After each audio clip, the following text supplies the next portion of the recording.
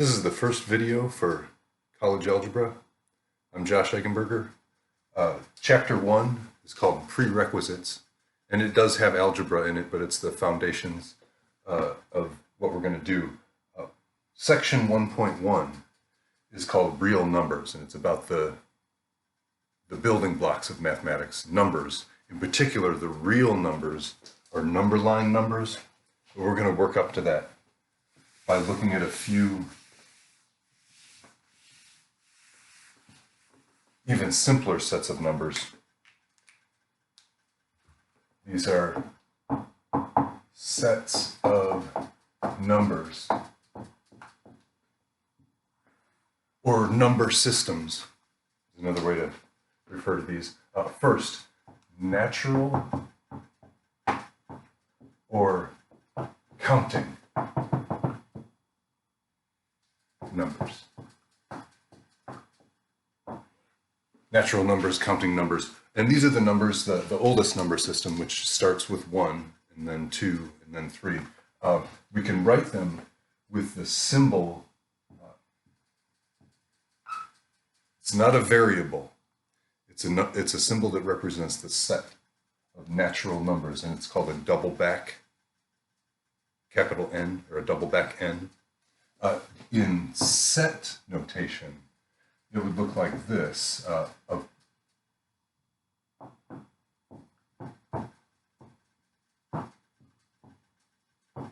Since it's an infinite set, we can't actually list all the counting numbers. But they do start with 1, and then 2 and 3. They have an order to them. And we can put them in, first of all, this is a brace. That's a left brace, and it's a right brace. And this is an ellipsis. An ellipsis.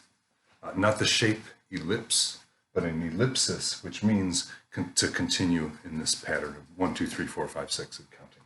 So we're not going to have to write these words or spell them very often, but it's good to know what they are because we are going to use symbols like that very frequently. The next set of numbers are called the whole numbers.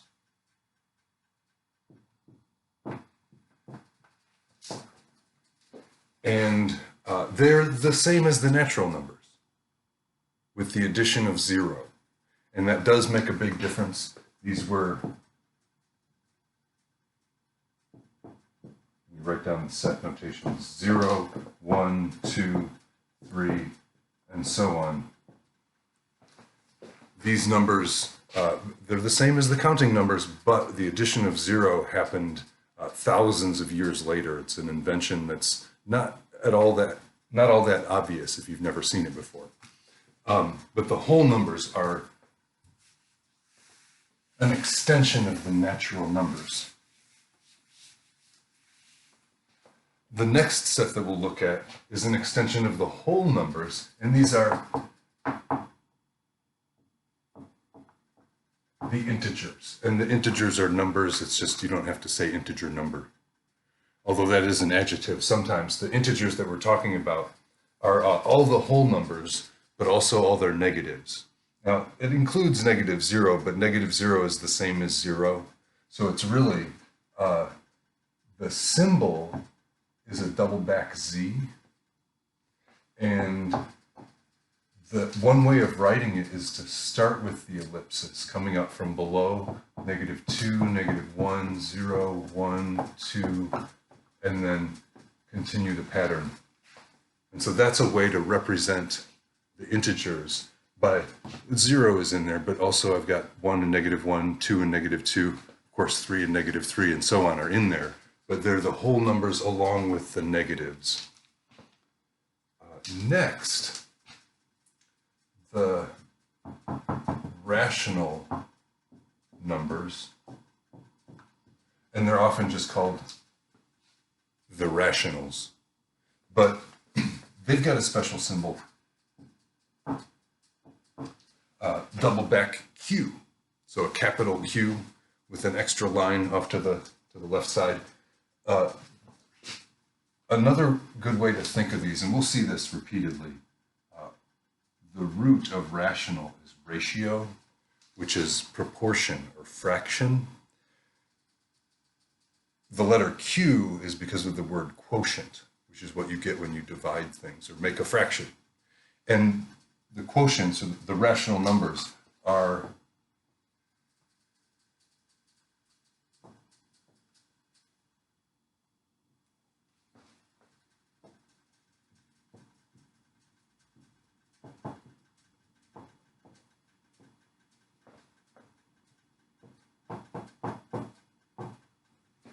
exactly that.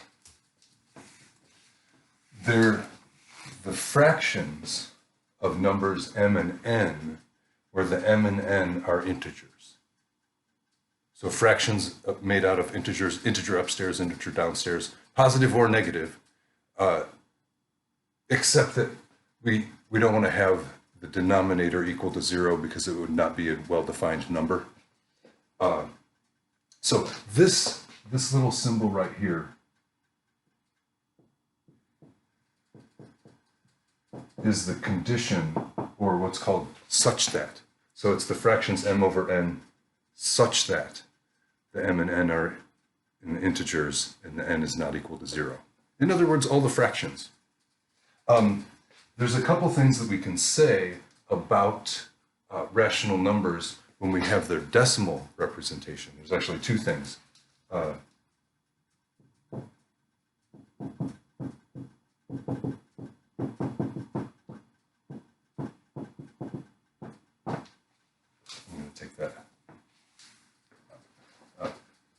Terminating decimal means it's a decimal representation like, here's the fraction, 15/8.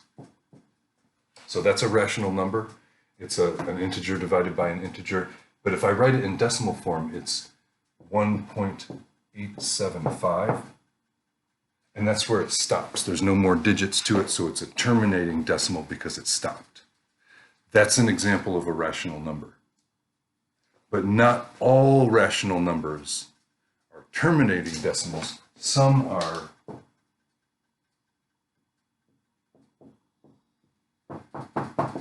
repeating decimals. A repeating decimal is also a rational number. You can represent a repeating decimal as a fraction of whole numbers or a fraction of integers. And here's an example of that. 14/11 is equal to 0.363636.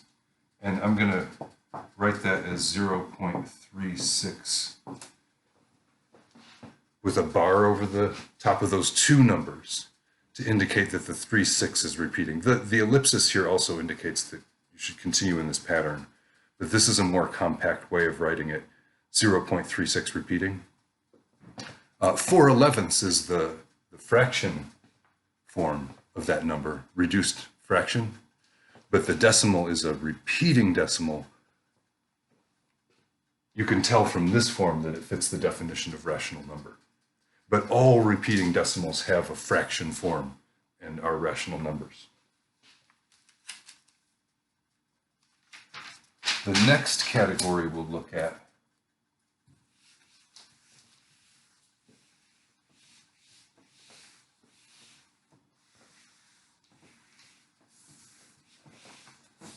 are the irrational numbers.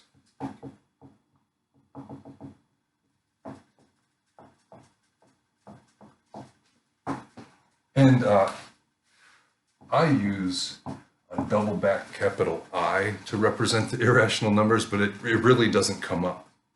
We'll refer to the rational numbers and the integers and the real numbers very frequently, but the irrational numbers, they're there. They're an important part of the real numbers, but it seldom comes up that we need to represent them by anything. But they are non-repeating, non-terminating decimals. So that's the symbol. I'm not going to try and write out a set notation for them because they're a little bit awkward. The best way to say it is that they are the real numbers that are not rational. All the numbers in between the rational numbers, I guess. For example, pi is probably the most famous irrational number, and we can't write down the complete decimal representation of it, and it doesn't repeat itself.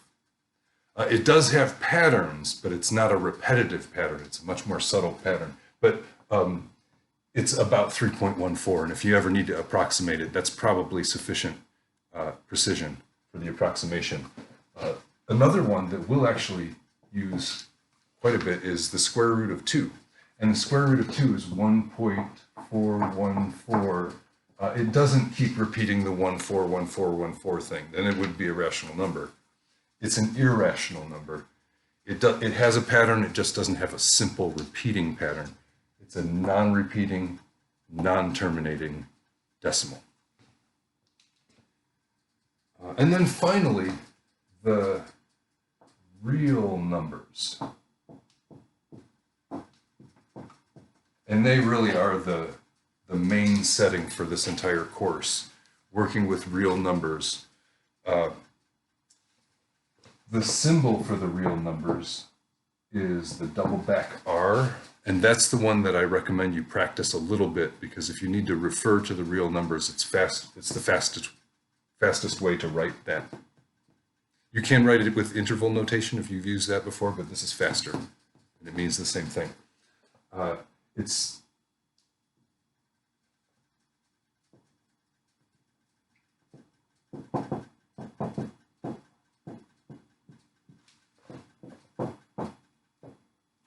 And this is the main reason I wanted to introduce that symbol I, so I could refer to it here.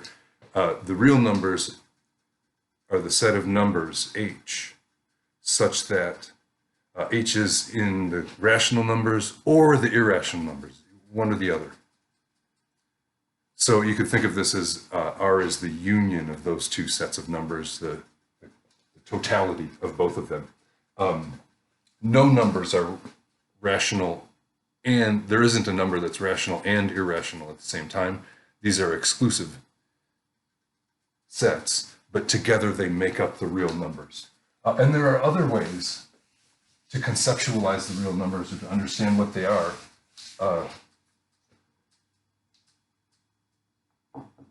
The number line numbers. So any number, I'm going to underline that, but that's just a different way of saying the real numbers. If you draw another number line, I'm going to put arrows on both sides and put 0 in the middle, and then go off in each direction a few equal distance hash marks. 1, 2, 3, 4, -1, -2, -3, -4. If you think about how the number line is, any two numbers, well, are there numbers between 1 and 2? In the integers, no. There are no numbers between 1 and 2.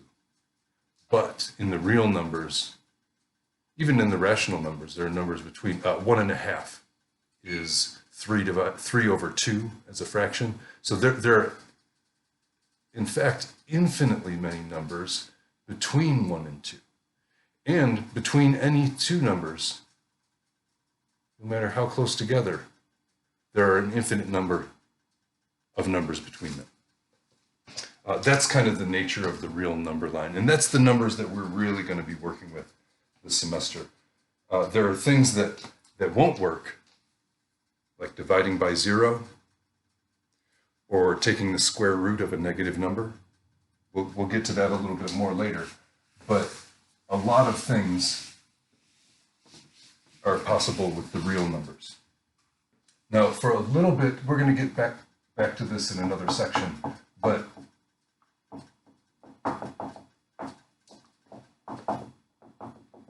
for the expressions we're going to look at and the symbols we're going to use, you have to be a little bit familiar with exponential notation. And it looks like this. So a to the n, or a to the exponent n, or a to the nth power, is A times times A over and over, a finite number n, a finite number of times. This is n factors. So if I have a number raised to a power, it doesn't really mean to multiply it by itself that many times. It means to multiply it that many factors. So if n was 3, I would have 3 a's. If n was 5, I would have 5 factors of a. Those are the factors. And as far as the expression itself, n is the exponent, exponential notation, and a is the base. Those are the two really important terms with exponential notation. The base in this case is a, the exponent is n, and what it means is to multiply itself, multiply the number by itself that many factors. Some other symbols that we're going to use are, do this to have space for the whole collection. These are the grouping symbols.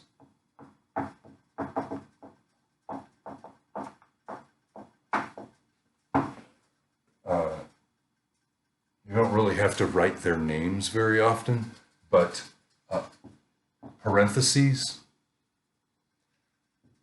brackets, absolute value, so something, an expression within absolute value, those absolute value bars group that expression, just like parentheses. And then also take the absolute value. It's more than just parentheses, but they do work as grouping symbols. A root, a cube root, fourth root, any kind of root. This is the square root. But a root groups the symbols that are inside of it. And finally, a fraction bar, which just looks like a big line if I don't put anything on there. So if I have, just put some numbers here, 3 and 5 plus 4, just these sets of symbols, the 3, just with the one symbol, and the 5 plus 4, which is more than one symbol, they're grouped into separate portions by this grouping symbol that's the fraction bar. All right, so why the grouping symbols in the exponential notation?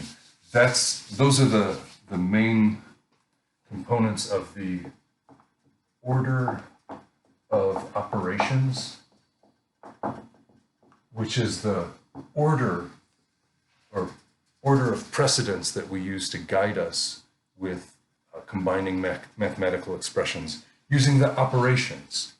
Operations are plus, minus, times or product, and divided by or division.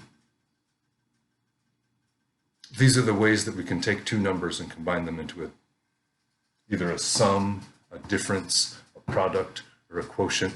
I'm going to use dot for times because the x and the x variable, when they're handwritten, they look the same. So this is times. A lot of the time we'll just put two variables next to each other for multiplication also, but the dot means times. And it's a center dot, not a lower dot, as in a decimal point.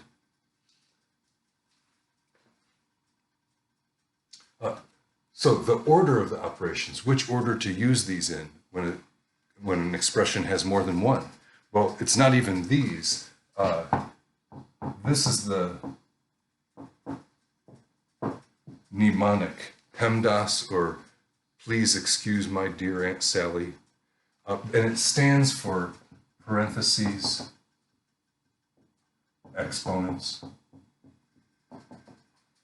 multiply, divide, add, subtract.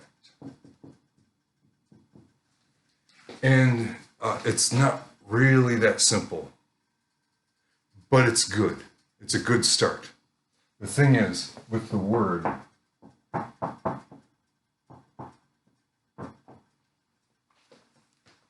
I think this made up acronym PEMDAS. It doesn't mean anything other than its letters spell out the order of operations. But I think it's better than the please excuse my dear Aunt Sally because it's so much quicker and faster to write.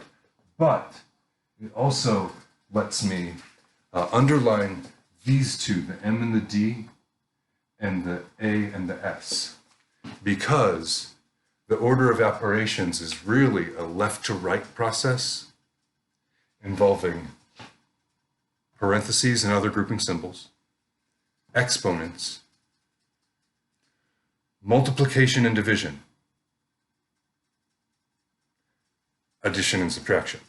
So it's multiplication and division have the same order of precedence. It's just left to right, whichever one comes first of those. And then similarly with addition and subtraction, whichever one comes first of those. And we'll see examples of this. So yeah, I have an actual math problem example, which is most of what these lecture videos are going to consist of. This one, since we're just getting started, it's a lot of vocabulary. If you're able to just write down the words for your notes, that's probably sufficient for this. In the future, the main thing is that you'll want to be able to write down the problems that I use as an example, X for example, and write down the solution techniques. So for this one,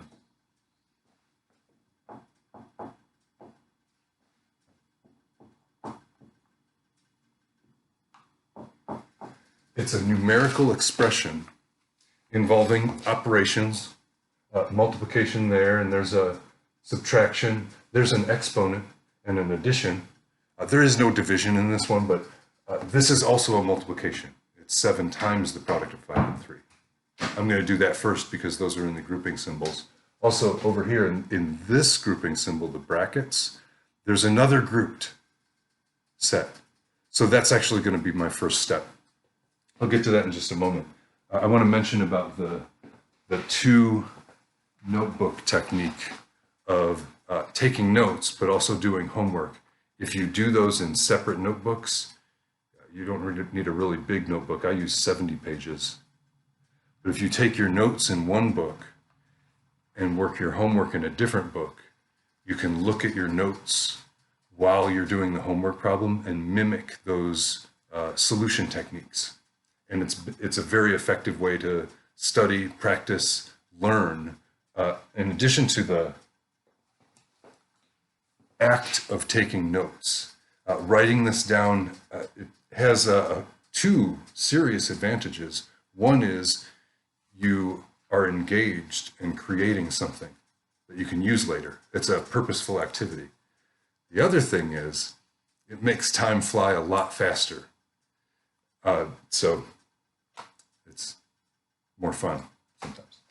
Anyway, so this is really what we're going to be doing in this class, is working examples in the videos that you'll have similar problems from the homework. And that's the really important thing for note-taking, is not the definitions. You can look those up if you need to, but the process of solving the problem. And it's different from just seeing it all written all at one time. You see the process, you see the steps, and you see the order that they take. So this is an order of operations problem. If I go to the innermost symbols here, 5 times 3, this is 7 times 5 times 3 is 15. And I'm going to keep writing, but the next thing I really want to do is this subtraction, because it's in the innermost grouping symbols. This is grouping also, but this is inside of it. Minus 2 bracket 6 minus 3 is 3. I really don't need these parentheses. I'm going to drop them in the next step, but minus 4 squared plus 1. I could have done this in this step because it's not connected to anything else, but I'm kind of dramatically doing just grouping symbols.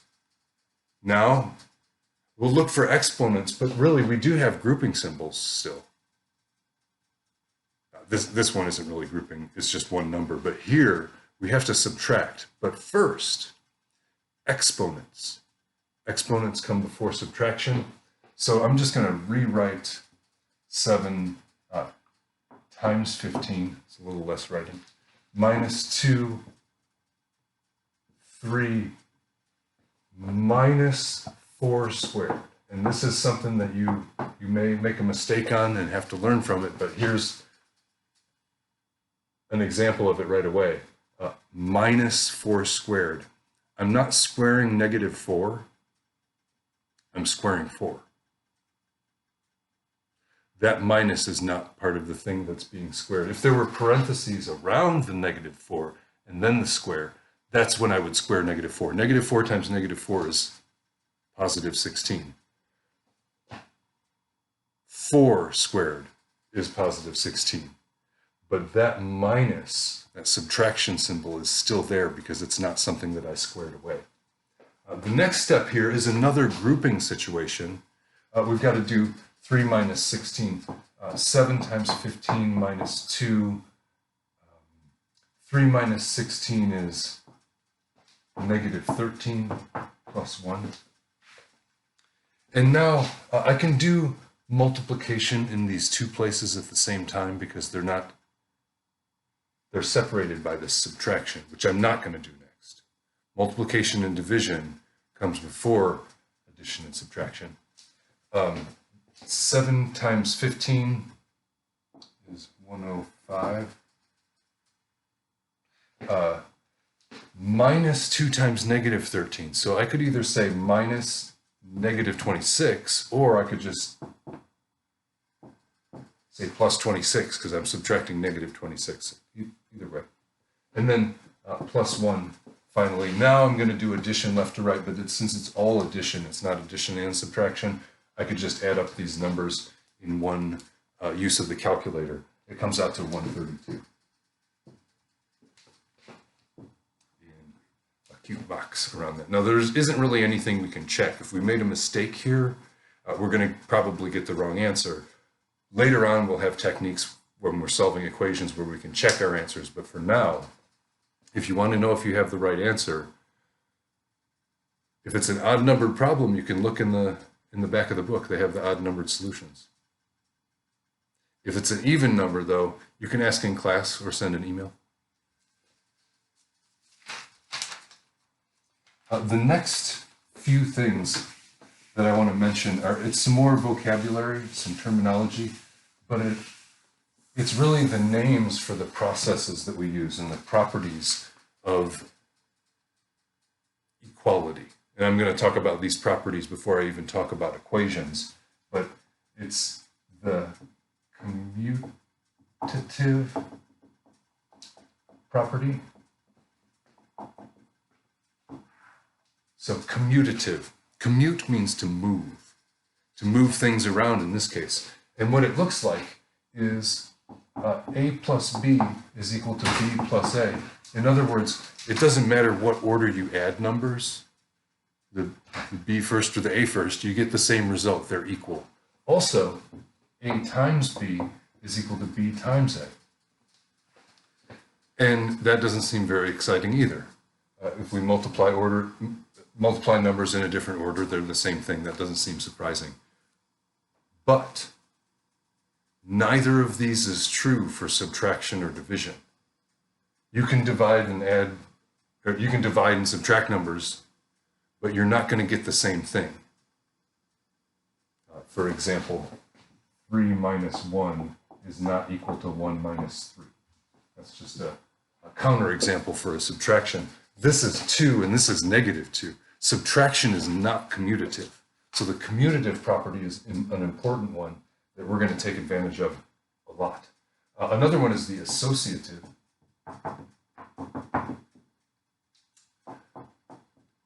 property. And that's that if I have A plus the quantity B plus C, where I add the B and C first because they're grouped, and then I add that to A. I can also do A plus B plus C, add the first two, and then add in the third one, and it's going to be the same. That's what the associative property says.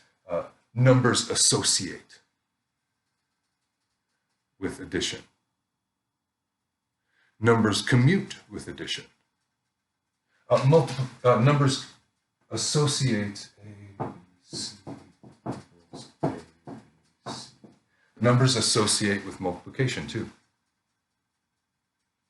I'm not really sure about subtraction and division, but I don't think so. The next one is probably more familiar because it's involved with a process.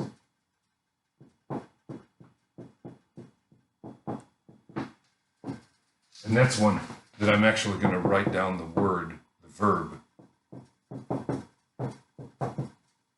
because that might be the one you're familiar with.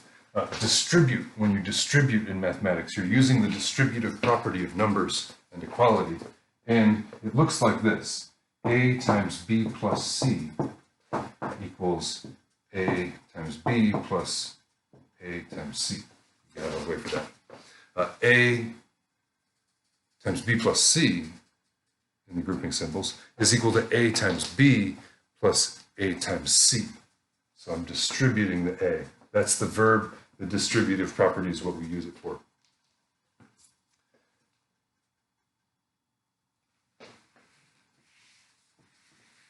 I guess the distributive property is the name for the fact that it works with numbers. Next, the identity. And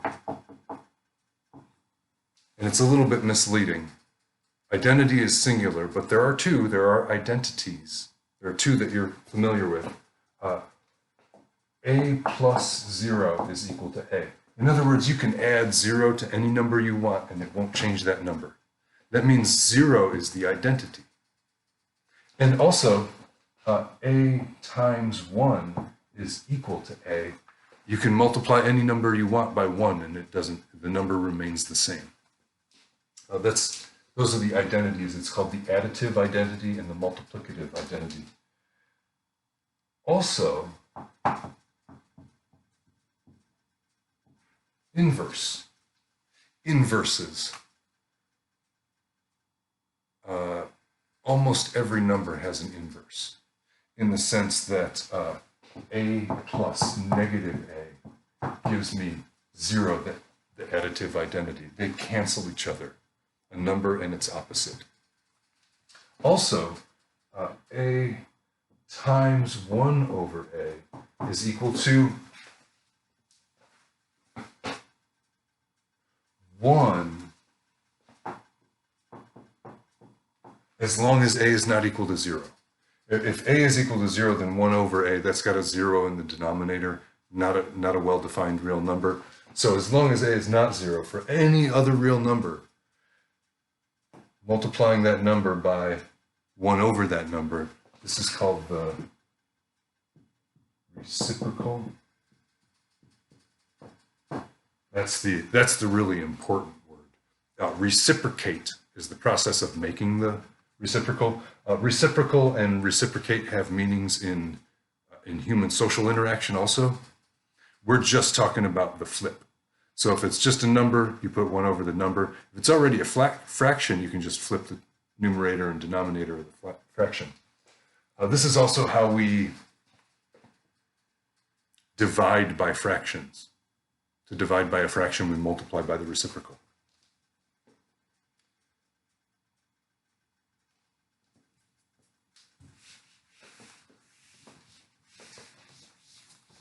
So the next thing we'll look at is kind of a section of the book where they talk about evaluating algebraic expressions. So we need to kind of go over each of those terms, but evaluating algebraic expressions, we're going to need these terms. The constant meaning not changing, is a number. We might not know what that number is, but it's a fixed number. For example, 5, -7, 32/9. Pi is a constant. Pi always has the same value. This is as opposed to a variable, which represents a changing quantity. Now, it could be a quantity that we don't know that we're trying to find.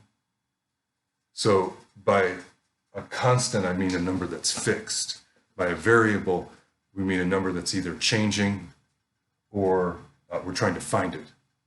It's unknown in that sense. So for variables, I have some examples. I'm going to use x most often. A is one that we've already used also. That can be a variable. Little t is used, and I make a cursive one so I don't confuse it with a plus sign. But little t usually stands for time, and capital T, big T, usually stands for temperature when I use it anyway. All right, so with these concepts, constants, variables, and the operations that we saw, the grouping symbols, exponents, addition, subtraction, multiplication, and division, with those we can build algebraic expressions. And sometimes we're going to want to simplify these, sometimes we're going to want to use them in an equation. Sometimes we're going to want to evaluate them. We're going to do that in a moment. But algebraic expressions are constants, variables, and operations. Remember, the operations are plus, minus, times, and divided by. So those are the four operations. Exponents is really a version of hypermultiplication. It's a bunch of multiplying. So it's really not a new thing. Exponential notation is really valuable because it lets us write things compactly. Instead of writing out all the factors, we can just write out how many there are. I've got some examples of algebraic expressions. A simple one, x plus 4. And we'll look more at algebraic expressions like this one. Here's a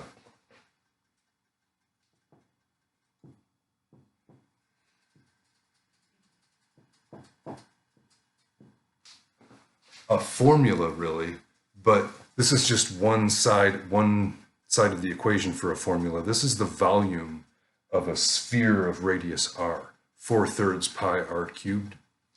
That is an example of an algebraic expression. Finally, I've got another one that I actually want to do something with a little bit later. But here's another one. The square root of 2m cubed n squared. That's another expression that involves a square root as well as exponents. The constant is 2. The variables are m and n. The exponents are 3 and 2. What else? There's also two products going on here. It's 2 times m cubed times n squared. So there's multiplication, exponent, grouping, but there's only the one group. But the square root is another symbol that we're going to have to look at a little more closely later. Evaluate means to find the value.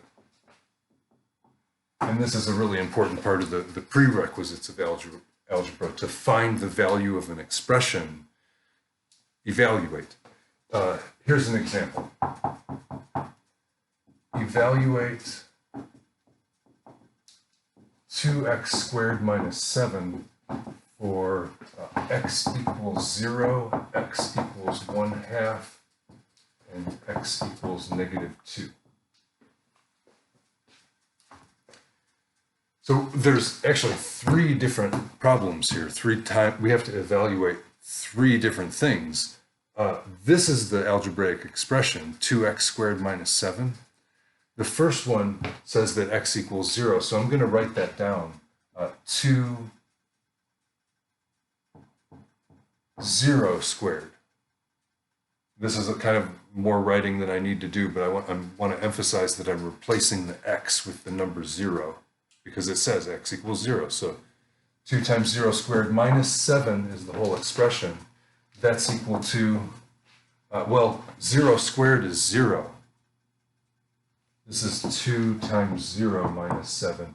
And 2 times 0 is 0. We could write this as 0 minus 7, but that's just the number -7. And so if the value, I evaluated the expression for this value of x gives me this value of the whole thing. We're going to have a way more graceful way of saying that later on when we get into the language of functions. 2 times 1/2 squared for the second value of x, minus 7. Be careful not to forget the rest of the expression when you're filling in the value of the variable. But this is 2 times 1/2 squared is 1/2 times 1/2, or 1 times 1 upstairs and 2 times 2 downstairs. That's 1/4. So what I've got is, well, 2 and the 4 cancel, leaving 1/2 minus 7. And to make this manageable, I'm going to multiply the 7 by 2 over 2. What that gets me is 1/2 minus 7 is 7 over 1. If you want to think of this as multiplying fractions, but that 7 multiplies the numerator, giving 14. The 1 times the 2 is where my denominator, or I mean, you don't really need to write that. It's 7 times that 2. This is still a 2, but that's a common denominator. 1/2 minus 14/2 is -13/2.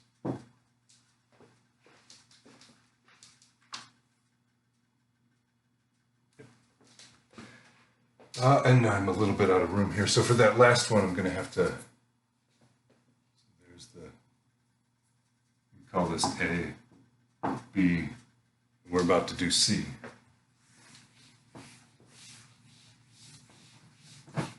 So this one, x equals -2. That's 2 times -2 squared minus 7.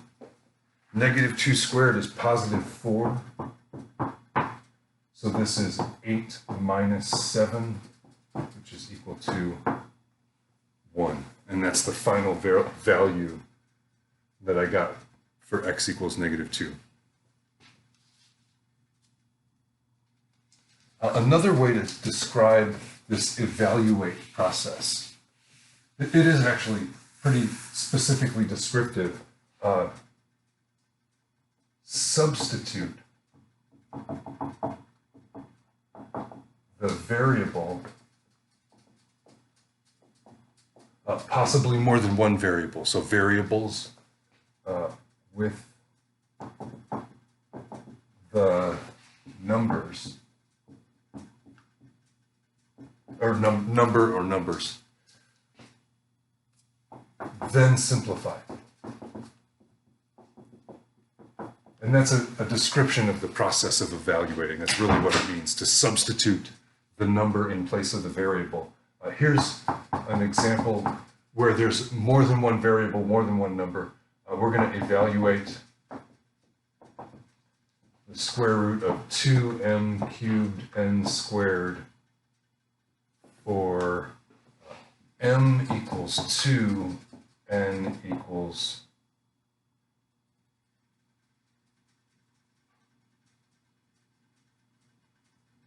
3.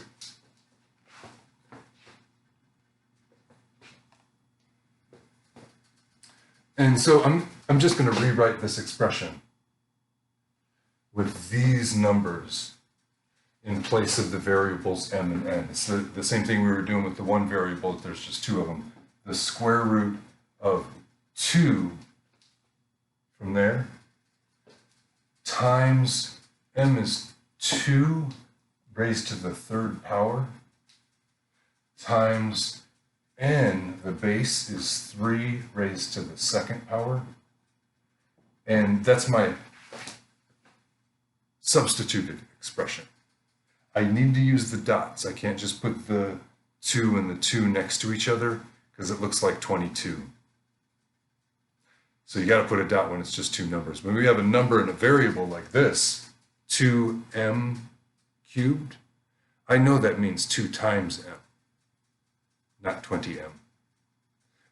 And these ones don't really need a dot. It's just a little bit easier to look at my task ahead. I need to multiply out these powers. What I'm going to do is just multiply them out completely, but it's 2 times 2 to the third is 2 times 2 times 2. 2 times 2 is 4, and then that times the other 2 is 8. And 3 squared, 3 times 3 is 9. And I'm going to multiply out a little bit more, but just these two. If I multiply this 9, the number is going to end up being really big, and it'll be the same, but I prefer small numbers if possible. But the 2 times 8 is 16, and that's important because I have a square root, and 16 is a square. I can get rid of that square root for that one. And 9 is also a square. One of the properties of square roots allows us to separate factors in a square root into separate square roots, and that makes it easier to see why the following is true. This is the square root of 16 times the square root of 9. That's 4 times 3, which is 12. So this expression evaluates to 12 when m equals 2 and n equals 3. All right, and finally, we're studying math, and the math is pretty much the study of patterns, very often in numbers, but the main character that we use and the most common element of math is an equation. An equation is a statement that two expressions are equal. It's a statement, it is a sentence. With the equal sign, you can read it as equals, but you can also read it as is equal to, which makes it sound like a verb. Well, equals is a verb too. But the statement about the expressions could include variables, variable expressions, algebraic expressions, or numerical expressions. At this point, that's probably it. A formula is an equation that relates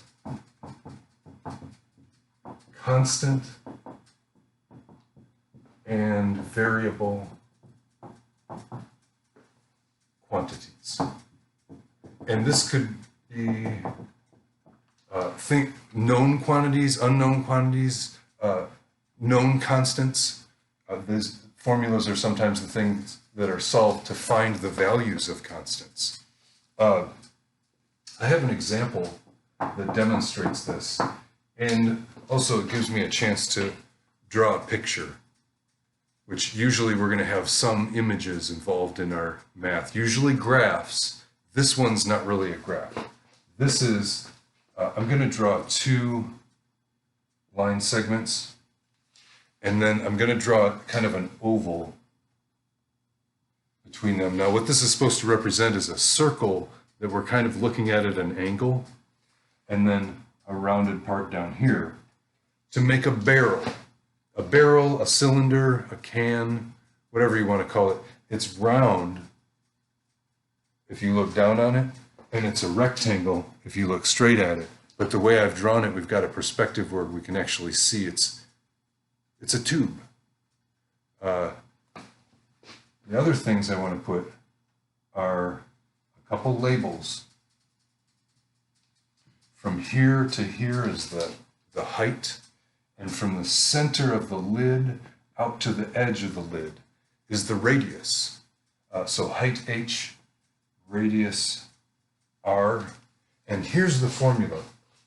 This is the formula for the surface area. S, surface area S, is equal to 2 pi r times r plus h. That's the formula for surface area of a cylinder. Oh, let me label this guy.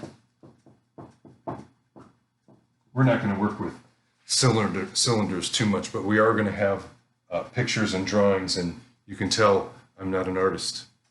But if the drawing is enough to convey the idea, that's good enough.